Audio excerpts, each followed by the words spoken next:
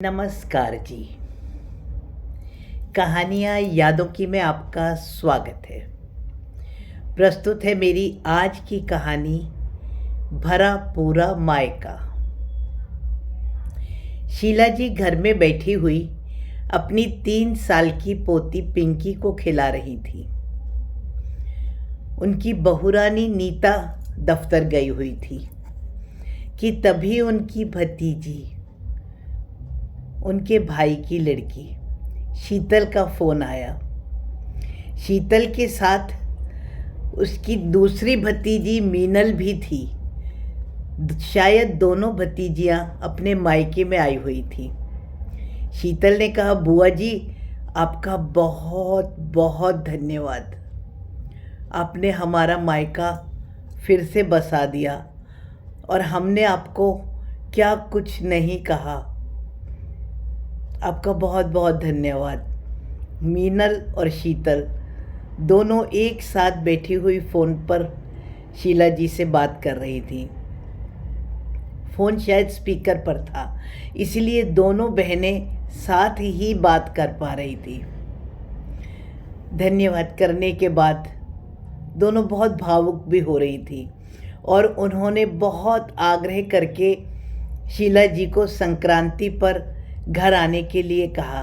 उन्होंने कहा, हम संक्रांति तक यहाँ ही रुकेंगे बुआ जी, आपको भी आना ही पड़ेगा, हम सब आपका इंतज़ार कर रहे हैं। मुस्कुराते हुए शीला जी ने जवाब दिया, भाई देखो, अगर अब की संक्रांति को तुम्हारी नीता भाभी को छुट्टी मिल गई ऑफिस से तो वो पिंकी को संभाल लेंगी, पर अगर नीता बहुरानी को छुट्टी नहीं मिली तो मुश्किल हो जाएगी ना। मैं थोड़ी देर के लिए ज़रूर आने की कोशिश करूँगी। असल में आजकल नीता को भी ऑफिस में बहुत ज़्यादा काम हो रहा है। कोई बात नहीं ना बुआ जी, आप पिंकी को भी साथ ले आना। मीनल और शीतल के लगातार आग्रह को देखते हुए शीला जी ने उनसे कहा, ठीक है, मैं अपनी तरफ से पूरी कोशिश करूँगी। कोशिश नहीं बुआ जी, आपको ज़रूर ज़रूर आना है, हम सब आपका इंतज़ार करेंगे, नहीं तो हमें लगेगा कि आपने हमें माफ़ नहीं किया है। ठीक है। फ़ोन रखने के बाद शीला जी पुरानी यादों में खो गई। उनकी भाभी की असमय ही हुई मृत्यु ने उनके मायके में पूरे घर को तोड़ कर रख दिया था। शीला जी के माता पिता तो बहुत पहले से ही दुनिया में नहीं थे। उनके 2 भाई और शीला जी, यह तीनों ही थी। उनकी बड़ी भाभी वो तो कलकत्ता में रहती थी और वह दिल्ली, उनका तो आना ही बहुत कम होता था, बहुत सालों में कभी आती थी। शीला जी भी उनके घर में, बड़े भाई के घर में केवल 2 ही बार कलकत्ता गई थी। दिल्ली में रहने वाली छोटी भाभी ही माँ के जैसे उनके सारे तीज त्योहार निभाती थी। शीला जी के मायके में जब भी वह भाई के पास जाती तो दोनों भतीजियाँ और छोटा भतीजा खुशी से फूला ना समाता। उन्हें भी शीला जी के द्वारा लाए गए उपहारों का बहुत इंतज़ार होता था। छोटी भाभी की बड़ी बेटी मीनल की शादी के समय तो वह बहुत पहले ही मायके चली गई थी। शीला जी ने ही अपने अनुभव के अनुसार उनकी शादी की सारी रस्में भी करवाई थी और भाभी कोई भी काम शीला जी से पूछे बिना नहीं कर रही थी। बड़ी भाभी तो केवल शादी वाले दिन ही भैया के साथ आई थी और दूसरे दिन चली गई थी, और बड़ी भाभी के बच्चे भी उनके साथ नहीं आए थे। शीला जी की अपनी भी बेटी और बेटे का विवाह हो चुका था, इसलिए उन्हें घर की कोई खास चिंता नहीं थी। तब तक पिंकी का भी जन्म नहीं हुआ था। शीला जी के पति वर्मा जी समय समय पर आते और होने वाली रस्मों में भाग भी ले लिया करते थे। शीला जी की बहू नीता बहुत अच्छी लड़की थी। वो अपने ससुर वर्मा जी का भी अच्छे से ध्यान रख लेती थी। इसीलिए शीला जी निश्चिंत होकर अपने मायके में अपनी भाभी के साथ रह पा रही थी। और विदा होते समय सच बात है, अगर शीला जी के माता पिता भी होते ना, वो भी शायद शीला जी के लिए इतना नहीं करते जितना कि बड़ी बेटी की शादी के बाद विदा करते समय उनके भाई भाभी ने दिल खोल के अपनी बहन को भी बहुत सम्मान, बहुत प्यार और बहुत सामान भी दिया था। सब कुछ बहुत अच्छे से चल रहा था। लेकिन कोरोना काल ने अपनी लपेट में भाभी को ले लिया और भाभी इस दुनिया से चल बसी। उनकी बड़ी बेटी मीनल तो अपने ससुराल से ज़्यादा दिन के लिए नहीं आ पाई थी। छोटी बेटी बेचारी शीतल ने ही जैसे तैसे खुद को, पापा को और अपने छोटे भाई बिट्टू को संभाला था। हालांकि काफ़ी समय तो शीला जी ने भी शीतल और बिट्टू के पेपर तक साथ रहकर भाई के घर को संभालने की कोशिश भी की थी। उसी का ही यह परिणाम था कि शीतल बहुत अच्छे नंबरों से पास हुई और उसे नज़दीक ही नौकरी भी मिल गई थी। समय यूं ही अनवरत गति से चल रहा था। शीतल ने भी अपनी पसंद के एक लड़के से विवाह करने का फैसला किया। भैया ने जब शीला जी को यह सूचना दिया और उनसे राय मांगी तो शीला जी ने भैया को समझाया कि लड़का अच्छा है और दोनों एक दूसरे को पसंद भी करते हैं, इसलिए बिना वजह उन दोनों को शादी करने से रोकने से क्या फ़ायदा, उन दोनों का विवाह कर दिया जाए। अब की बार भी शीला जी ने शीतल की शादी के समय एक सप्ताह पहले जाकर सारे घर के काम भी करवाए, पर क्योंकि अब उनकी अपनी बहू नीता भी तो उम्मीद से थी, इसलिए वो भी वहाँ पर ज़्यादा समय नहीं रह पाई।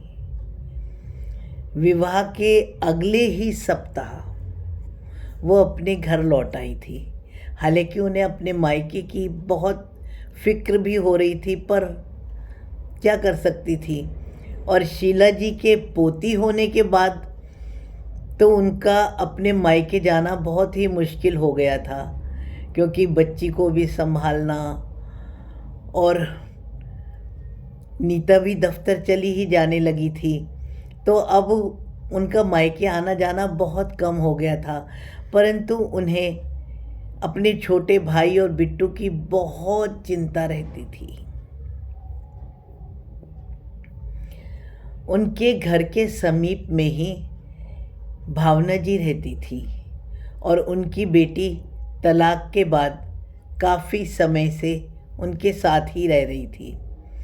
भावना जी अक्सर अपनी बेटी के लिए दुखी ही रहती थी, क्योंकि उन्हें डर था अभी तो उनकी बेटी और उसके बच्चे को वह खुद देख पा रही हैं। उनकी मृत्यु के बाद उनके बेटे बहू, जो कि उनकी बेटी ममता को बिल्कुल पसंद नहीं करते थे, तो उसकी नाती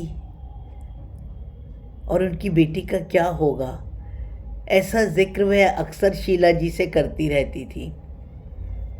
शीला जी ने भावना जी की बेटी से अपने भाई की शादी की बात चलाई। अपनी बेटी का फिर से घर बसने की सोचकर भावना जी के तो खुशी के आंसू ही बहने लगे। शीला जी ने भावना जी को विश्वास दिलवाया कि उनका भाई भावना जी की बेटी ममता के बेटे को भी खुशी खुशी स्वीकार कर लेगा। शीला ने अपने भाई को भी ममता से शादी करने के लिए राजी कर लिया था। हालांकि ममता रहती ज़रूर थी भावना जी के साथ, पर वह भी थोड़े बहुत अड़ोस पड़ोस के कपड़े सिलकर अपना काम तो चला ही रही थी, उन पे पूरी तरह से निर्भर नहीं थी। परंतु फिर भी ममता को अपना और अपने बच्चे का भविष्य अंधकारमय ही लगता था। जब तब भाभी ताना देने से चूकती नहीं थी और उन्हें हमेशा ममता बोझ ही लगती थी। शीला जी और भावना जी के आग्रह करने पर ममता भी अंततः शीला जी के भाई से विवाह करने के लिए तैयार हो गई थी। और शीला जी का छोटा भाई तो उनकी कोई बात कभी टालता ही नहीं था। उसने हमेशा शीला जी को अपनी माँ के समान ही समझा था। शीला जी की बात मानकर वह भावना जी की बेटी ममता और उसके बेटे दोनों को अपनाने को तैयार हो गया था। लेकिन उनके तीनों बच्चे शीतल, मीनल और उन्होंने ही छोटे भाई को भी इस बात के लिए पक्का कर दिया था कि यह शादी नहीं होनी चाहिए। कोई भी नई माँ उनकी माँ की जगह नहीं ले सकती। हालांकि भावना जी ने उन बेटियों को बहुत प्यार से समझाया कि वह ममता को बहुत समय से जानती है। उन्होंने दोनों बेटियों को समझाया, तुम तो अपने व्यस्त जीवन से पापा का ख्याल नहीं रख पाओगी। 8वीं क्लास में पढ़ने वाले छोटे भाई को तो माँ की ज़रूरत होगी, क्योंकि उनके पिता शीला जी का भाई अपने दफ्तर में अत्यधिक व्यस्त रहते हैं। लेकिन इसके बावजूद भी उनकी दोनों लड़कियां और बेटा भी इस शादी के पक्ष में नहीं थे।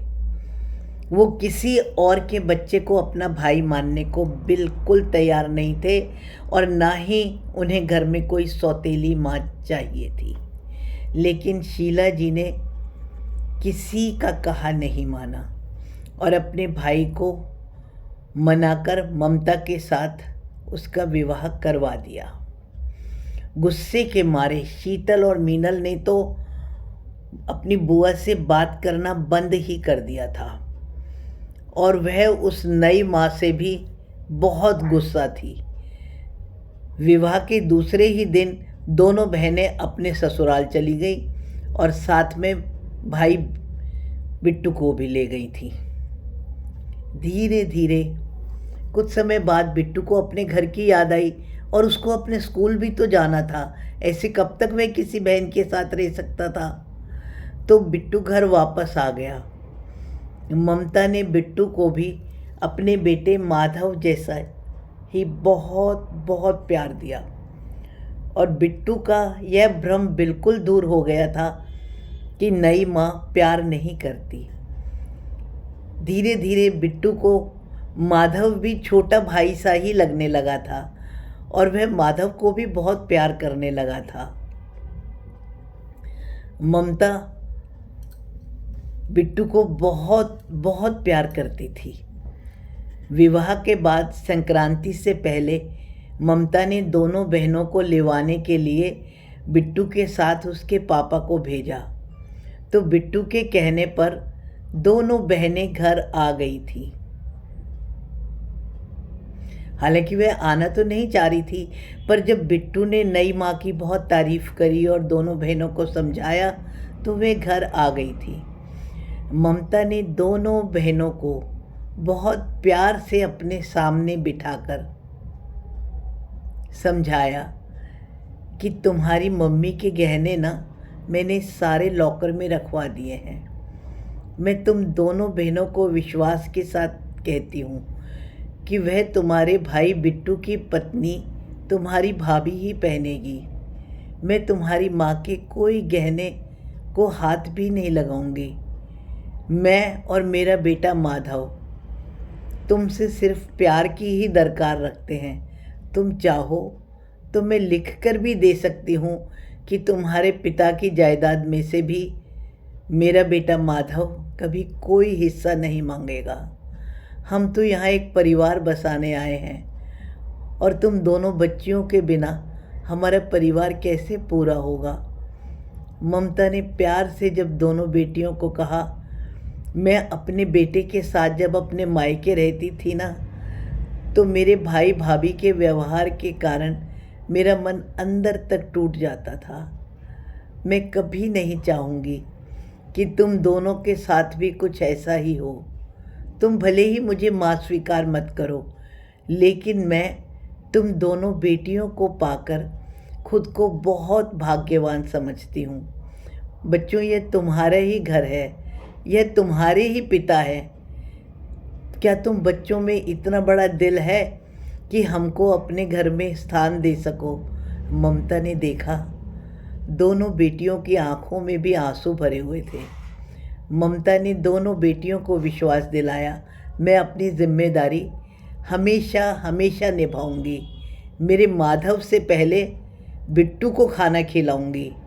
हमें शर्मिंदा मत करो माँ। शीतल और मीनल भावावेश में ममता से लिपट गई। बिट्टू के साथ खेलता हुआ माधव अब उन्हें अपना सा ही लग रहा था। थोड़ी देर में ममता उन सब के लिए कुछ खाने का सामान लेने रसोई में चली गई तो दोनों बहनों ने अपनी बुआ शीला जी को फ़ोन करके उनको उनका मायका बसाने के लिए धन्यवाद कहा। फ़ोन सुनने के बाद शीला जी को बहुत सुखद अनुभव हुआ। उनकी आंखों में भी आंसू भर आए और उन्होंने सोच लिया था कि अब की संक्रांति पर वह अपने भैया के घर ज़रूर जाएंगी। आखिर उनका मायका फिर भरा पूरा हो चुका था। उन्हें लग रहा था कि उनकी भाभी की आत्मा भी उन्हें धन्यवाद ही कर रही होगी कि उनके पीछे भी उनका बेटा बहुत अच्छी तरीके से रह रहा है। हर लड़की की इच्छा होती है ना कि उसका मायका सदा आबाद रहे। ऐसा ही तो शीला जी ने भी सोचा था। धन्यवाद जी। मेरी कहानी पसंद आने पर आपके मन में कोई भी विचार आए तो उसे कमेंट्स द्वारा सूचित करें। नमस्कार।